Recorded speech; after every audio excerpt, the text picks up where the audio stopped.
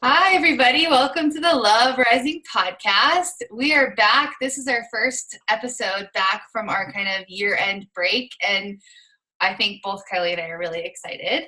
We've missed it. I have missed it. And we're excited for our guest, Martel, who is a speaker, writer, co-founder, and executive director of the nonprofit Beyond My Battle. She is known for using her story to help others find acceptance and self-love when living with a chronic illness or disability.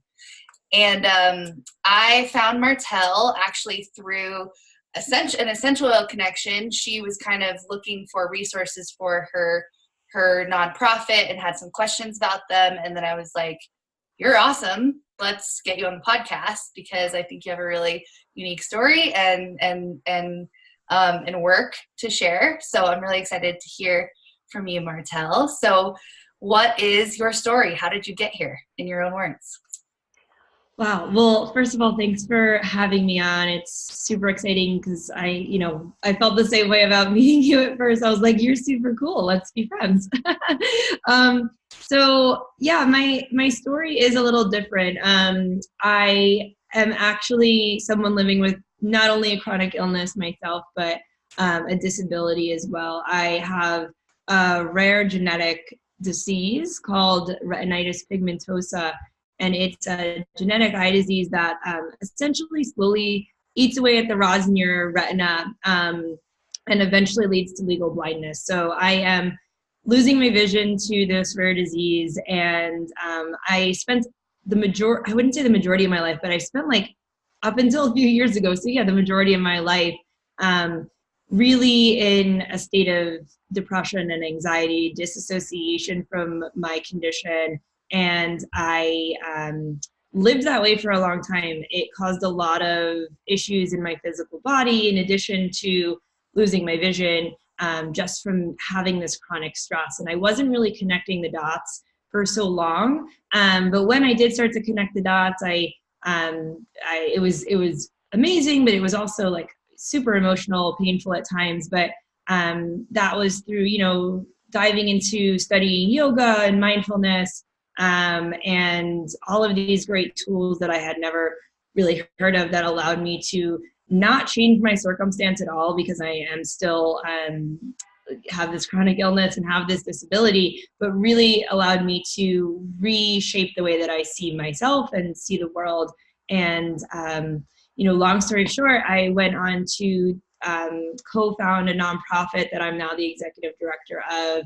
We will be 1 year old next month in February of 2019. And that nonprofit is, as you mentioned, called Beyond My Battle. We offer support and educational resources to any individual living with any kind of illness or disability on how to manage and reduce their emotional stress. Yeah, beautiful. So important. And I think the thing that interests me, I guess, or is like where I kind of am curious about chronic illness is it's something that, on this podcast and like in my work, I talk a lot about preventable disease, like, people living with diseases that they can heal from through diet and lifestyle and tools and stuff like that. But the disease or the imbalances that you're talking about and deal with are not like that. And so there's something so powerful about being required to experience something that is, out of your control, totally out of your control. And like how, I think that is what is partly unique about a chronic illness. So like, how do you view that, and how has that come up, and like, how do you walk people through having something like that or finding out that they have something like that? Yeah. So chronic illness is sort of a vague term to begin with, because it's sort of like you can have a chronic illness and it doesn't mean that it's an incurable illness. And Beyond My Battle, we work with those people too, because we know that that's incredibly stressful. Even if it's something like, you see a lot of people who have Lyme's disease and get over Lyme's disease, even though I think Lyme's, technically does stay in your body forever. But whatever it is that you're dealing with, even if it's curable, it's stressful, but it is especially stressful when you find out that you have something that is totally, like you said, out of your hands. And I talk about that a lot in my own personal work with speaking and with writing, how to, kind of reshape the cards that you're dealt by the universe. And, I was dealt these cards genetically, like the genetic gods were just like, you are going to have these genes and you are not going to be able to see the same as everyone else. And for a while, I just sort of pushed that aside. And, even my family's amazing, but we didn't really acknowledge it that have growing up. Partially, this is a whole nother story, but when you're in your teens, it is important in your childhood, it is important to live a normal childhood and have normal teenage years. And I did do that, but we definitely didn't talk about it that much. There was definitely a sense of disassociation, a sense of denial going on. And, I like to say this a lot. It's like when you repress, when you repress something, when you stuff it down inside of you and you don't address it, it becomes stagnant energy, and stagnant energy leads to disease, and disease in not only in your body, but often just dis-ease in your mind. So that was what was going on for me. And I know now that it goes on for so many other people living with conditions that are, out of their control. And it's a unique form of stress. It's something that is a constant worry. It's that total uncertainty over the future, what it's gonna look like. Even more so, we all have uncertainty over the future. No one knows what tomorrow holds. Anything could happen in any moment. But when you're told that your health is really compromised, you might lose your vision in however long. You may have a shortened life expectancy. You may have pain the rest of your life. Imagining the future becomes that much more stressful, that much more anxiety comes on, and often is associated with depression. A lot of negative biases form, and you can't really, see any positive in any situation, and that negative bias can take over your life. It can make nothing become enjoyable anymore. And I was definitely in that place, and I now know how prevalent that is, how many people are dealing with that exact same thing with chronic illness. So this is so fascinating, and I just am so inspired by you, and I just can't help but wonder, when we talk about acceptance, is that something that I feel like maybe that's the only way to kind of disconnect from the depression. But when you are facing something like this, do you ever truly find acceptance? Or is it something that kind of always lingers and you can put on kind of a good face, but what is kind of it to deal with and to find acceptance around something like this? That's a great question. I think as with anything in life that is, self-development wise, it's always a journey. It's always an ongoing work in progress. And I would love to say that there is 100% acceptance. And, I have accepted my disease, and I do think that I have for the most part, but everyone is always working on acceptance, including myself and including so many inspiring other people that I've met with chronic illness. But, we're always going to have triggers. And I share this as one of my triggers. It's been coming up a lot for me recently, so I'll just share it, is that with my vision, I have very limited peripheral vision and no peripheral vision in the lower portion of my visual field. So I trip on things a lot. And one of the things that I trip on often are small children. So when that happens, I am triggered to become sad, because I go into a mind spiral of should I be a mother? Am I going to be a bad mother? All of these thoughts that those are my triggers. For someone with a different chronic illness, it may be totally different. I can't even think of what it might be for them, because everyone has their own situation and situational triggers. But what I can say with regard to acceptance is that in those moments, what I have been able to do through my mindfulness practice, through my I'll even say my spiritual journey, has been to slow down the response time that triggers lead to. It would have been crying in that moment in the past, bursting into tears when you step on a child and they start to cry. But now it's, time has slowed down because I am more mindful. I have these tools in my life, and I can take a few deep breaths and be like, this is my situation, and what am I going to do with it? I'm going to, apologize and move on and know that everything is exactly the way it should be. And yeah, so I don't know if it's acceptance, like 100%. We are always, every person on earth has probably got something that they're like struggling with accepting, whether it's an illness or just like a family situation, a body part, whatever it is for you. But yeah, I think it is important to say that we can move towards acceptance through living more mindfully and, creating more time, creating more space in every moment. I'm so glad that you brought up triggers and how mindfulness really can help you to, just like you said, slow down the moment and recognize those triggers, even if you don't find full acceptance, because we're always going to have something to deal with. And so I'm so glad that you brought up triggers and everybody deals with triggers. And so that's such a valid point. So yeah. And that mindfulness is the space between the stimulus and the reaction, right? Like that's like what a lot of personal growth is all about, is like, can we create more time? Can we create more space in the time that the stimulus happens and then the reaction happens? And then something else I was listening to yesterday, the person said, awareness deconditions.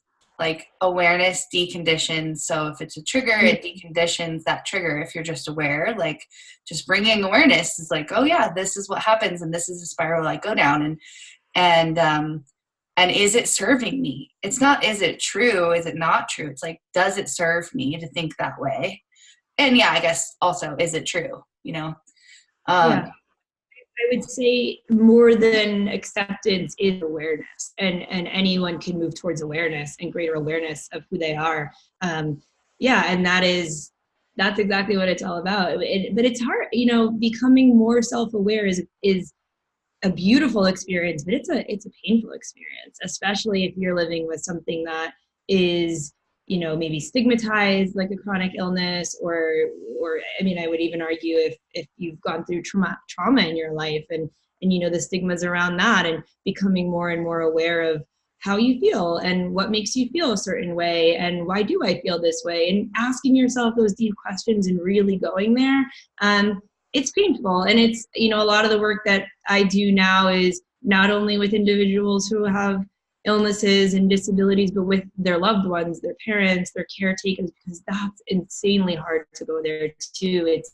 It's like seeing someone you love suffer in such a way is that's hard to accept, and that's hard to become self-aware around as well.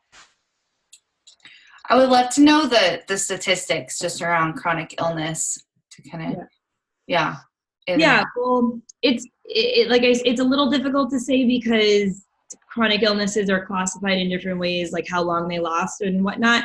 But they say that like half of adults have chronic health conditions. So whether it's now or at some point in your life, you or someone, that because it's half, will have some kind of chronic illness. And 1 in every 5 people, they say, have a disability. Again, that could be a disability that you're born with. It could be a disability that you acquire through an accident or anything. But it's pretty big numbers. Huge numbers. And what do you think, like the main, I guess, stigma or misconceptions, because those are big numbers, and that means that I guess even in like watching my mind and like my just assumptions about disability, like those numbers are really big to me, and it's like, oh, like that's something that could create a stigma, right? Just not knowing how prevalent it is. And so I would, just be interested to hear, like, what are the main stigmas? What are the main things that, like, even, relatively aware people could do better, like, to accept? And that's a really good question. I would say that the biggest stigma is that, like,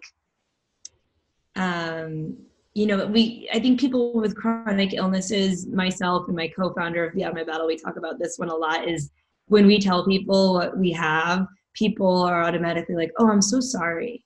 And that's a huge stigma, is that you need to feel bad for someone with a chronic illness. And the truth of the matter is there's nothing to be sorry for. It's not your fault, and it's nobody's fault, and no one should be sorry. It's just the way that it is. So I would say to the average person, the next time someone tells you about their chronic health condition, not to say I'm so sorry. One thing that I always people then will say, like, what do I say? How can I talk to someone who has a chronic illness, and how can I relate to them? And one of the big thing is just acknowledging that sometimes you can't. I've had to go through this with my parents. I'm really, really lucky. My mom is a psychologist, so I've been really blessed to have these conversations really openly in my household. And I totally acknowledge that a lot of people feel as though they can't, or maybe they can't because there is just not the same kind of open level of psychological conversation going on. But what we can work to say, and how we can work to talk to people who are expressing their discomfort or their struggles with their illness or with their disability, is actually telling someone, I have no idea what you're experiencing right now. I don't know what it's like to go through what you can go through, but I'm here to support you. I'm here to listen to you. And I would love for you to explain more what it's like. So. Beautiful. Yeah, that's great. And it's funny. My sister-in-law actually has the same rare genetic disease that you do, which is crazy. That's another like weird connection when you're like, that's so random, but because it is very rare. And but she, not related to the disease at all. She's very much like a Montessori teacher, and the way that you talk to my niece and nephew is like very important. And so, it's always like, it's not, they fall down. It's not like, you're okay. It's like, you fell down, that hurts, if they're crying, or like, you're crying. I see you're crying. Like, just stating like what's going on is actually sometimes the best way to communicate in a way that doesn't shame people and doesn't, make them feel like it's bad, or, like the I'm sorry is not with bad intentions, but we have to be like, hold ourselves to a higher standard as far as like, what are we perpetuating, with our language? So I love that. Yeah. Acknowledging it, but not from a place of apology, acknowledging it and saying, wow, that must be really difficult for you. And that will make someone feel like you hear them instead of that you just have sympathy for them. Yeah. Or like pity or something. Yeah. Right. Pity is a huge stigma, definitely. Yeah. Mm-hmm. So I would just love to know what you feel like the gift that this chronic illness, genetic disease has given you. Yeah, I know it's really wild to even think of it as a gift. And I struggled with like writing about, seeing my disease as a blessing for a while, because I was like, am I going to strike some chords? Or people who have retinitis pigmentosa going to read this or listen to this and be like, how dare you call this a blessing? But for me, I really do believe it is. I believe it's part of my my calling and my purpose is to have this. In Sanskrit, I'm a yoga teacher I'm not actually teaching these days, but I've gone through a lot of yoga training. And so in Sanskrit and in yogic practice, we often call that your dharma. And I feel like my dharma has been to talk about my condition, to start this nonprofit, and to, share the tools of stress management and the importance of stress management for the chronic illness community. I feel like, in a sense, losing my sight has given me more vision. It's allowed me to go deeper within myself, probably in ways that I wouldn't have done if I wasn't losing my vision. I was really at a rock bottom place emotionally and had to change. My relationships in my life were all really, falling apart. my body was, you know, an absolute mess in other ways. And I was just often creating problems in any way, shape, or form that I could as a distraction from the problem of going blind, which is one that I can't fix. So it was like way easier for me to create all these other problems. So my life was just full of problems. And I will say that acknowledging my disease finally, which I wasn't doing at that time, really was a gift to me, because it, you know, launched me on I'll call it just a spiritual journey that I would not have I mean, I don't think that I would have gone on otherwise. I mean, maybe, who knows, maybe I would have studied yoga, who's to say, but I definitely wouldn't have started this organization, and I definitely wouldn't be talking about chronic illness the way that I am. So, you know, starting this organization has brought me so much joy, and it's helped so many people already in its infancy that I will call it a gift, and I would call it a blessing, and I'm grateful for it. I think that's so beautiful. And, you know, what I would love for you to share with our audience is when you talk about acknowledging your chronic illness and finding some light in that, what are, I mean, you know, it's definitely, I would imagine, easier said than done. And so what are some action steps that people can do to actually start to move in that direction? You know, is, I would imagine, like finding a community, but, you know, and also just the importance of allowing yourself to address the sadness, and to address, like, and be okay with that and acknowledge that it's there. I'm kind of getting off topic now, but using your mindfulness there as well, I would imagine, is important. Yeah, well, I mean, first of all, addressing, like you just said, I don't think you were getting off topic, because that's the first thing I would say is to address what you're dealing with. And if you don't do that, you're not going to, you know, like, you could eat all the vegetables and do all the yoga in the world and live really healthy. And if you're not addressing your problems in life, whatever they are, you're not really going there. You're not really going to be on that health and wellness journey and really healing yourself from whatever is probably your root problem. You know, but backtracking to what you asked about, what can one do in this situation? You mentioned community. The Beyond My Battle, the nonprofit that I started, actually started as a community. We started as a support group online on Facebook, and we still exist there as a private group. The reason we did that was because my co-founder and I realized something really important, which was that there's a lot of communities around chronic illness. Like, any disease, any kind of condition you can imagine has its own group or multiple groups associated with it. And what we had witnessed, having two very, very different conditions ourselves, was that these spaces can often be really negative, and they can often just kind of like breed venting and commiseration and complaining. And honestly, they can be pretty scary if you're someone living with a condition, to go into these spaces. And just natural human nature is to compare yourself to others. I mean, you know, and you see people who are not much older than you. For me, it was like seeing people not much older than me who were totally blind. And I would, you know, leave these groups crying and leave these groups way more stressed out than I was when I got there. So my co-founder, Nell, and I, you know, she had experienced the same thing. And we were like, why don't we just start a group that's like not about what you have, and anybody can join it, and we're not going to talk about negative stuff. And when negative stuff comes up, we're going to kind of redirect that conversation to be more mindful and more positive. So we did that, and we found out that there were a lot of people just like us who were like sick of the negativity of single illness groups. And so that's one of Beyond My Battle's like key components, really, is that diversity element of it doesn't matter what you have, we're all dealing with the same stuff here. Let's just come together in positivity and manage our stress, because it's going to make us more sick than we already are if we don't. So that's one thing, you know, definitely community is important. You know, other tools that I personally use, just like different self-care practices, breath work, meditation, of course, moving the body, whether it's yoga. I mean, I'm a huge supporter of yoga, but I do mix it up with other kinds of movement as well. Time outside.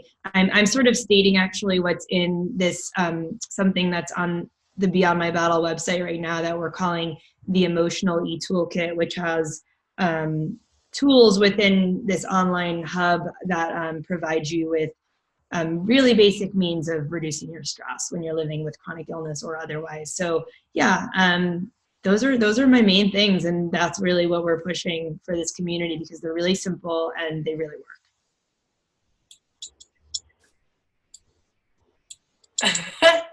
Kylie and I are like unmuting, muting, unmuting. Who's talking?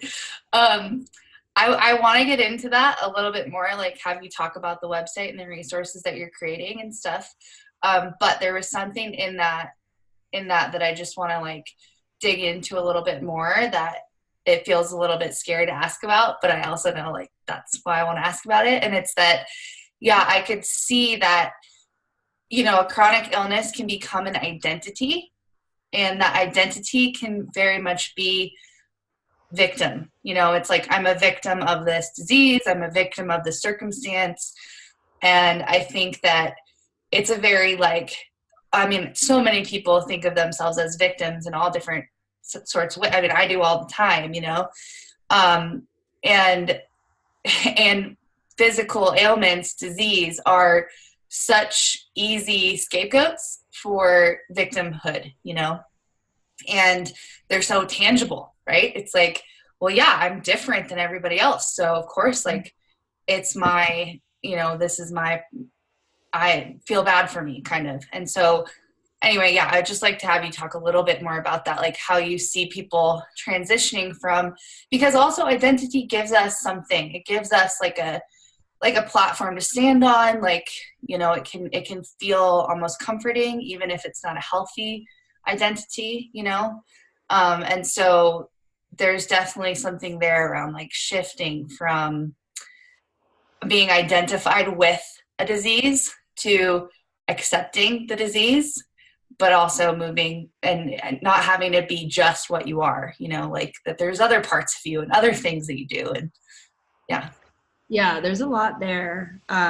There's definitely a lot there. I think, you know, we're walking a tightrope. We're like that fine line of when you have a chronic illness, you know, it's very important to ask for help, and we need to continue to ask for help as people who have, you know, various limitations. I have mobility limitations. I need to ask for help to get around, and for a long time I didn't do that, and I would get really angry when people would offer to take me places or things like that. And so I would say that there is that level of, we need to identify with our condition because we need to accept it and we need to own it, and we need to not disassociate from it. But at the same time, if you let it define you, and if you let it kind of take over who you are, and you're over asking for help, or you're leaning too much on others, and you're not maintaining a certain level of independence, you are sort of, yeah, it's hard. This is it's a delicate subject, for sure. You are sort of not doing yourself any favors, and I don't know what other way to say that, but yeah, does that answer your question? I mean, I could talk on this for so long because it is really complex, but you know, I struggle with that myself. I think anyone living with an illness or with a disability who has limitations and needs to ask for help will say the same, that it's that constant battle of, I mean, you know, I always say that my biggest battle in life is with independence, is wanting independence and wanting to be able to do things by myself, but also really, really wanting to have people around me who are willing to help me, who support me. It's especially true, I'll go as far to say, with romantic relationships, and love and love life when living with an illness or a disability, is like, yeah, you want someone who gives you their space and gives you the ability, and and will call you out on your crap. Like, you can do that for yourself, and you want someone like that, but at the same time, you want someone who is going to help you and is going to support you and always be there for you. So again, it's like, yeah, it's very like, it teeters on both sides. So it's complex. Yeah, it's a paradox. Like every truth is paradox. You know, it's like, I'm perfect the way I am, and I want to be better. And there is a part of me that is this illness, and there's also a part that's not. And so, yeah, but I just thought it was it was great just to kind of elaborate a little bit more on it, and think about it in those terms. So tell us about the website, tell us about the tools that you're creating for people, and like how to access them and that kind of stuff. Yeah, so Beyond My Battle is mostly based online. Our website is just beyondmybattle.org. Reason being that it is online is because we know, as people living with conditions ourselves, that oftentimes you can't get places to receive support, or maybe your community doesn't offer support, or maybe you're not emotionally ready to go out and like talk about what you're dealing with, and you just need to be by yourself and learn about what to do about managing your stress.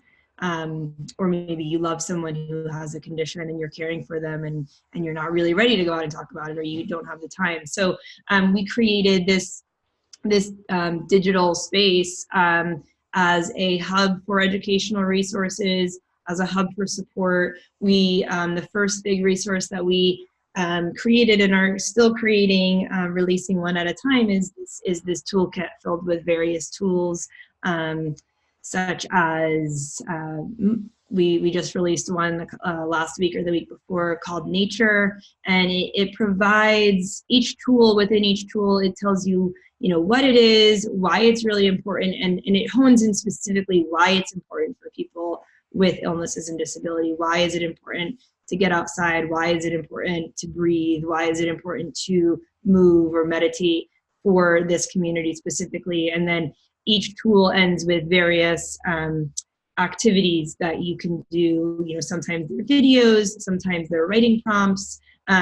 Each tool is a little bit different in that way, because they're all just very different in and of themselves. So, and all of these things are free and available to anyone, and really applicable to anyone. The first tool that we released was called Relationship, and I would argue it is the most important tool, which was why we released it first. It's the only tool that actually divides off into two different segments at the end, because it has exercises designed for the person who's living with a condition, and then exercises separate for their loved one, because that one is just, having relationships. There's two sides of every relationship. So we got a little bit more specific with that one. But if there's anything I would recommend, I was speaking at a conference last summer in San Diego, and so I had gone through, kind of like you asked earlier, what are the things that I do in my life that have really helped me transform, have helped me heal emotionally, and have made me into the person I am today. And all the meditating, all the yoga, all the trainings that I've done, whatever, but having strong, healthy, supportive relationships is absolutely the most important thing you can do for yourself, for anyone on earth, but definitely when you're living with an illness, because we need help. Just like we discussed, we definitely need help, and there's no getting around that. And having a support system that you trust and that makes you feel safe is fundamental. And what are some key, I guess, takeaways that people could take away from the tool, that you were like, oh yeah, that's, as you're you create the tools, right? Or yeah, we do with the help of, we have a lot of people that we work with on them. Yeah. Yes. So what, I guess what's a top relationship problem that people with chronic illness have, and then what's the solution? Yeah. And again, all these issues are issues for people without chronic illnesses too. I feel like I need to keep coming back to that, because relationship struggles are real across the board, but I do like to just highlight that they're so important for people with chronic illnesses. But I would say one thing that I get a lot in my, when I'm out in the world and people ask me, what do I do about this? What do I, how about this with my parent or with my spouse or my child is, communicating and how you're communicating to one another. Empathy is a big thing, but more even you can have empathy and still not be communicating well. So people will say a lot like, oh, I told them that I was feeling this way. I told them that what they said to me made me feel weak or, impaired or whatever they might be feeling. And the next question I always ask that person is like, well, how did you tell them? Because if you told them with a tone of voice that was sharp, or if it was loud, what we know about, the human brain is that we don't actually hear things and internalize things that are loud or angry. If you've ever seen a child and you're like yelling at a child and like, you're like, why did you do this way? And you're yelling and they're just a blank stare because the inner ear is turns off. The brain doesn't interpret what you're saying. If you say things to a child, and we're just big children, we're all the same, you say things to anyone with a soft voice, with an understanding, slower words, we're undeniably going to hear you better. So I would say working on how you tell people what you're feeling is a huge thing. And first, you got to be willing to tell it first. So even before how you're telling it is being willing to have those conversations. And not many people are ready for that. It's, that's what these tools are here to help you get to, is to be ready to have those conversations and how to best have them. This guide sounds great for anyone. Yeah. Everybody needs to be reminded of that. Yeah, totally. Beautiful. Yeah. And then nature. I think I totally agree that like that's number 2, but I think that maybe a lot of people might be like, that's number 2 for like the stress guide. And like what, I guess, like you were telling me some interesting things about just like the nature and the essential oils too, that like I didn't even know. So I would like to hear about that too. Yeah, nature is one of the tools we have active in the toolkit right now. And, again, it's true for anyone. Spending time outside is really important.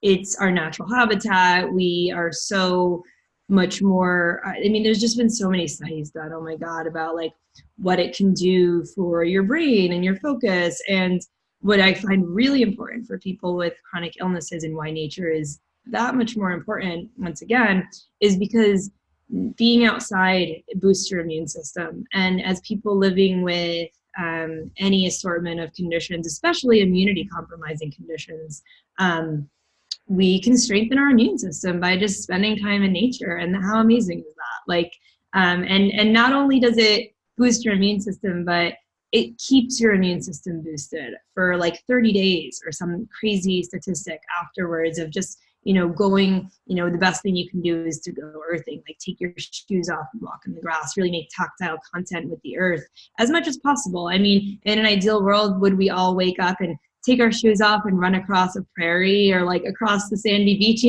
Yeah, like that would be really nice. But any opportunity we get to, like just sometimes I'll just walk around and like take my hand and place it on tree bark, like just soak up like what is actually, gifts. What a gift. It's there for us. Everywhere we look, we can find some. Even if you're in a city, you can find some nature. So the benefits are pretty outstanding. It's so funny. I've been doing, I guess, like a little bit before the new year, but I will go outside because my dog has been going to the bathroom in the house. This is what spurred it. And so I'm like, I need to go. He has a dog door, but I'm like, I need to go outside with him because it's cold and he won't go outside unless I like go with him. So I go outside with him like in the morning, and I've just termed it now. I'm like, I go talk to the trees. Like I just kind of wander around like my yard. Like we don't live in a place where I would like walk my dog on a leash. Like he can just go. And so I just like kind of wander around the yard and like look at the trees and appreciate the view and touch the trees. I can't walk with my bare feet, but because it's cold, but yeah, like touch them. And it seriously has like brought so much more peace to my day. Like I just start my day less frantic, and it's not even, maybe 10 minutes, like maybe less even. So yeah, it's awesome. I love that you said that, because my dog has all the energy. So I've been like making a point to go out with him. And I also live in a cold place. So all those people out there who are like, "Oh, it's cold here." Yeah. I go and make snow angels. Like I just like let him roam. Same thing. I live in the middle of nowhere. So it's like you go, and then I'm just over here just in my snowsuit making snow angels. And it feels so grounding and so good. Yeah. That's, actually it's another term they use for earthing is grounding, is just because you really are making that connection. It's like, I recommend anybody like look it up, because there's people like, really spending time outside does this, but it's true. Our it's like our electromagnetic currency of our human body has a different frequency than the earth, and we need to create balance, as we do with anything in life. So going and balancing that currency by making that contact with the earth literally brings our all the parts of our body on a cellular level back to center. So true. So true. That's so great.